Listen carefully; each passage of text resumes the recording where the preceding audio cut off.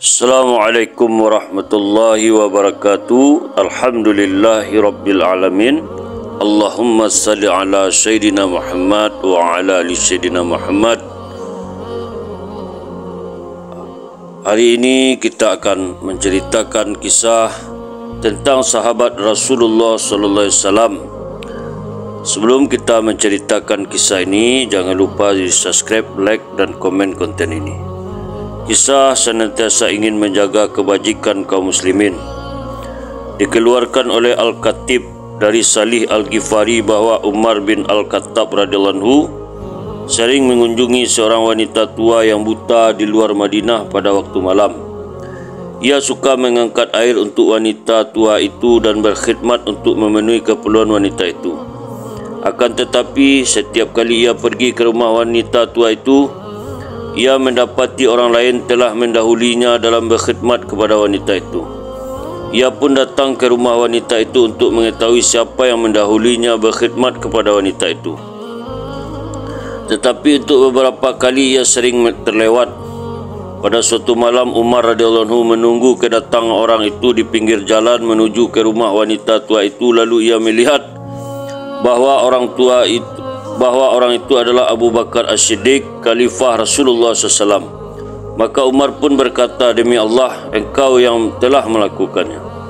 Dikeluarkan oleh Abu Nuaim dalam kitab Al-Ihliya dari Al-Auza'i bahawa Umar Al-Khattab radhiyallahu anhu keluar dalam kegelapan malam, dan Talhah melihatnya lalu mengikuti ke mana Umar pergi.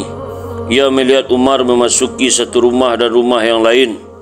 Keesokan harinya Talhah pergi ke rumah yang dimasuki oleh Umar radhiyallahu anhu itu dan mendapati bahawa penghuninya adalah seorang wanita tua yang buta dan lumpuh sedang duduk.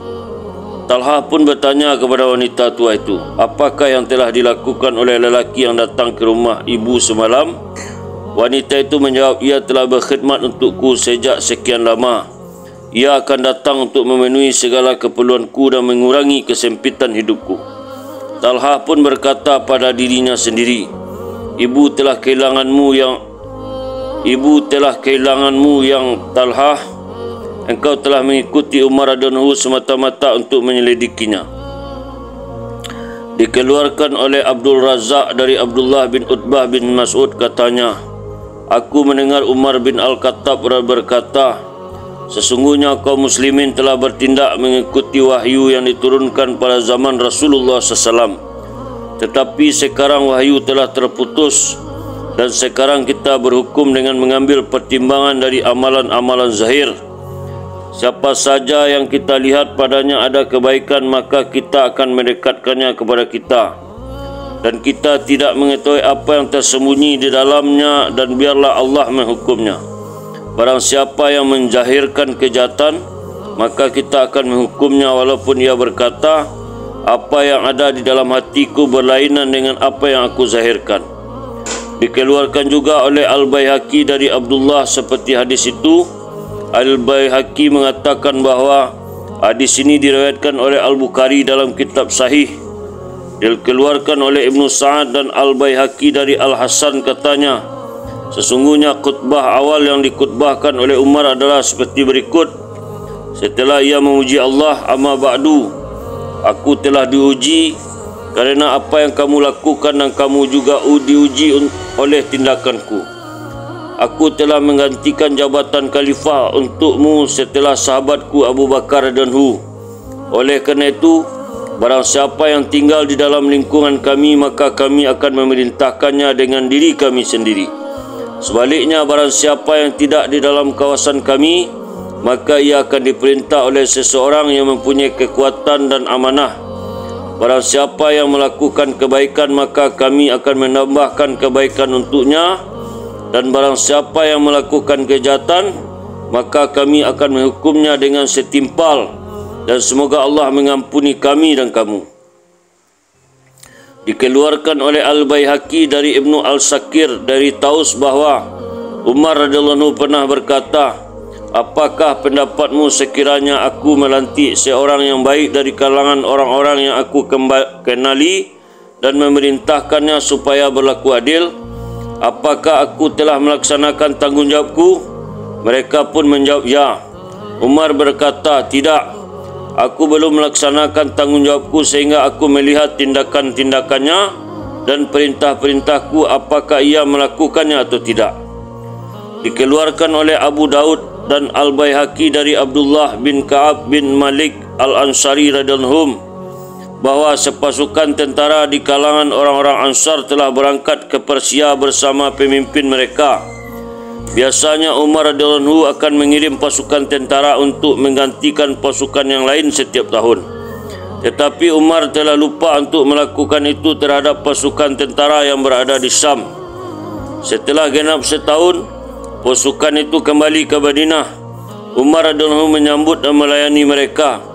Pasukan itu terdiri dari sahabat-sahabat Rasulullah SAW. Mereka berkata kepada Umar radhiyallahu anhu, sesungguhnya engkau telah lalai terhadap yang telah diperintahkan oleh Rasulullah SAW supaya engkau mengirim pasukan tentara secara bergilir. Dikeluarkan oleh Ibnu As-Sakir dari Tariq bin Shihab dari Abu Musa bahawa Amirul Mukminin telah menulis surat kepada Abu Ubaidah bin Al-Jarrah setelah mendengar berita tentang wabah ta'un yang melanda kaum muslimin di Syam. Ia menulis dalam suratnya, aku memerlukan kehadiran engkau di sini. Sekiranya suratku ini sampai padamu pada waktu malam, hendaklah engkau segera menunggang kudamu dan sampai padaku pada keesokan harinya. Jika surat ini sampai padamu pada waktu siang, hendaknya engkau menunggang kudamu dan harus sampai padaku sebelum waktu malam menjelang. Setelah membaca surat Umar radhiyallahu anhu itu, Abu Ubaidah pun berkata, sesungguhnya aku mengetahui apa yang dikehendaki oleh Amirul Mukminin itu. Ia ingin memperpanjang waktu yang masih tinggal. Maka ia pun menulis surat jawaban dengan mengatakan bahawa ia sedang berada di antara tentara kaum muslimin dan tidak mahu meninggalkan mereka. Dan sesungguhnya ia mengetahui keinginan Umar radhiyallahu anhu itu yang ingin memperpanjang waktu yang masih tinggal. Abu Ubaidah berkata kepada Umar radhiyallahu anhu, apabila suratku ini sampai di tanganmu, lepaskanlah aku dari kehendakmu itu dan izinkan aku agar tetap bersama dengan tentara-tentara ini. Setelah Umar selesai membaca surat Abu Ubaidah itu, ia menangis. Sahabat-sahabatnya yang ada di sampingnya bertanya kepadanya, apakah Abu Ubaidah telah meninggal dunia? Jawab Umar, tidak, tetapi ia hampir meninggal dunia. Lalu Umar menulis surat kepada Abu Ubaidah radhiyallahu anhu agar ia bergerak ke Jordania, memberitahunya bahawa Jordania adalah bumi yang baik, dan ia juga menulis kepada Abu Ubaidah bahawa Jabiyah adalah bumi yang subur dan bawalah orang-orang muhajirin itu ke sana. Abu Ubaidah pun berkata setelah membaca surat Umar radhiyallahu anhu itu, kita akan mendengar dan mematuhi perintah Amirul Mukminin. Kata Abu Musa, Abu Ubaidah menyuruhku agar pergi ke Rabia untuk membangun perkemahan bagi kaum muslimin, tetapi istriku terkena penyakit tahun itu. Lalu aku pun mendatangi Abu Ubaidah memberitahunya tentang keunzuranku itu. Kerana itu ia sendiri yang berencana untuk ke Jabiyah untuk mendirikan tempat kediaman bagi kaum muslimin, tetapi ia pun dihinggapi penyakit tahun dan meninggal dunia. Sampai akhirnya wabah tahun itu beransur pulih. Abu Maujah mengatakan bahawa perawinya mengatakan bahawa Abu Ubaidah ketika itu bersama dengan 36,000 orang tentara. Hampir semuanya meninggal dunia kerana wabah tahun itu. Hanya 6,000 orang yang masih hidup. Dikeluarkan oleh Al-Hakim dari jalur Sufyan dalam kitab Segadnya. Abu Ubaidah berkata, Allah merahmati Amirul Mukminin yang mau menyelamatkan orang yang masih hidup, tetapi mereka tidak akan hidup lama. Kemudian Abu Ubaidah menulis surat kepada Umar radhiyallahu anhu, sesungguhnya aku berada di antara tentara muslim. Aku tidak mau meninggalkan mereka yang ditimpa musibah ini, wabah tahun. Al-Hakim mengatakan bahawa para perawi hadis ini semuanya kuat. Dikeluarkan oleh Ibnu Ishaq dari jalur Tariq dengan panjang lebar sebagaimana dalam Al-Isbah. Abu Ubaidah menulis surat kepada Umar radhiyallahu anhu, "Ya Amirul Mukminin, sesungguhnya aku mengetahui keinginanmu terhadapku. Aku sekarang berada di antara tentara muslimin. Aku tidak berniat meninggalkan mereka. Aku tidaklah suka berpisah dengan mereka hingga Allah menentukan nasibku dan nasib mereka. Maka biarkanlah aku dan lepaskanlah aku bersama dengan laskar ini dan bebaskanlah aku dari kehendakmu, ya Amirul Mukminin." Dikeluarkan oleh Ibnu Abi Saibah dari Abu Ja'far bahawa Usaid menemui Rasulullah SAW dengan beberapa tawanan dari Bahrain. Rasulullah SAW melihat ke arah seorang wanita di antara mereka yang sedang menangis. Rasulullah SAW pun bertanya, "Apakah yang menimpamu?" Wanita itu menjawab, "Pemimpin kami telah membeli anak lelakiku." Maka Nabi SAW bertanya kepada Usaid, "Adakah engkau yang membeli anak lelakinya?" Usaid menjawab, "Ya." Baginda SAW bertanya lagi, "Kepada siapakah kamu menjualnya?" Jawab Usaid, "Kepada Bani Abbas." Rasulullah SAW pun berkata kepada Usaid, "Tunggangilah kudanya dan ambil kembali anak itu." Tunggangilah kudamu dan ambil kembali anak itu. Dikeluarkan oleh Ibnu Al-Muzir, Al-Hakim dan Al-Baihaqi dan Buraidah katanya, "Aku sedang duduk bersama dengan Umar radhiyallahu anhu. Ketika aku mendengar suara tangisan, Umar radhiyallahu anhu pun berkata kepadaku, 'Ya Yarfa', lihatlah siapa yang menangis.' Kemudian Abu Yarfa pun pergi melihatnya dan berkata, 'Seorang hamba perempuan dari Quraisy sedang menangis kerana ia akan dijual oleh ibunya.' Maka Umar radhiyallahu anhu pun berkata, 'Panggilkanlah kepadaku orang-orang Ansar dan Muhajirin.'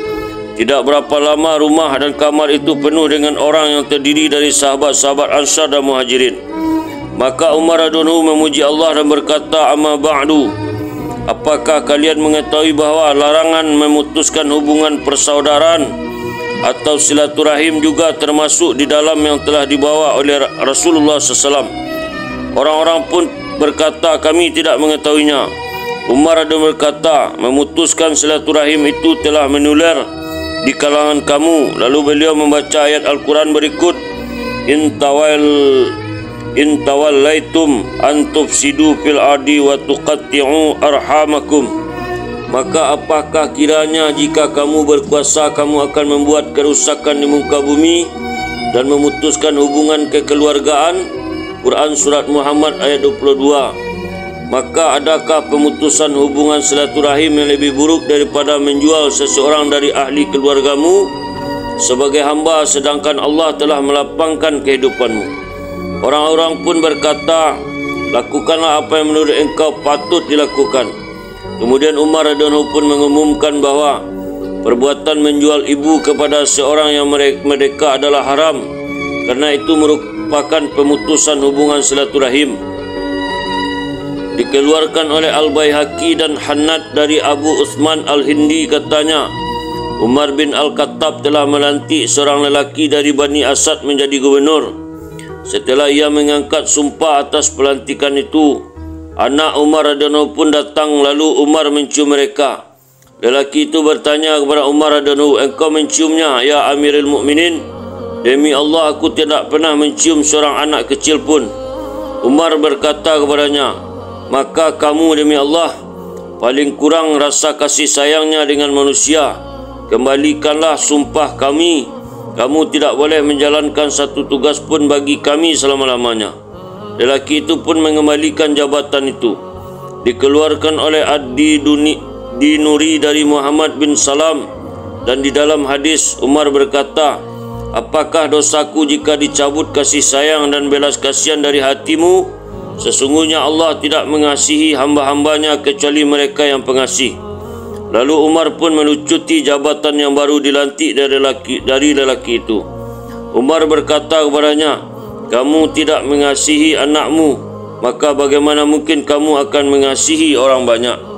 Alhamdulillah, itulah kisah-kisah tentang Nabi, tentang kasih sayang Rasulullah SAW dan kasih sayangnya para sahabat Rasulullah SAW.